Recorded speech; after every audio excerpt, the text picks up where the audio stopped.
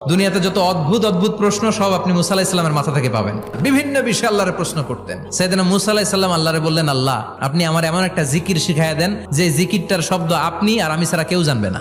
দিনে রাতে সব সময় এই জিকির আমি করব, আপনারে ডাকবো, কিন্তু শর্ত হলো এই জিকিরটা জানবে শুধু আপনি আর জানবো শুধু আমি। আল্লাহ বললেন, মুসা পড়ো লা ইলাহা ইল্লাল্লাহ।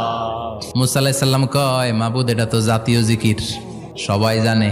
আমি তো চাইছি এক্সেলেন্ট একটা জিকির, কারো কাছে নাই, শুধু আমি জানবো আর আমি পড়বো। আল্লাহ বললেন, মুসা এই লা ইলাহাকে যদি এক পাল্লায় রেখে দাও, তাম বিশ্ব, 7 আকাশ 7 জমিনটারে তুলে যদি তুমি আরেক পাল্লায় রেখে দাও, লা রাজাহাত কাফাতু লা ইলাহা ইল্লাল্লাহ, মুহূর্তের মধ্যে লা ইলাহার পাল্লা ভারী হয়ে যাবে। ও মুসা, তুমি যতই এক্সক্লুসিভ জিকির চাও, লা ইলাহার চেয়ে দামি জিকির আমার কাছে নাই।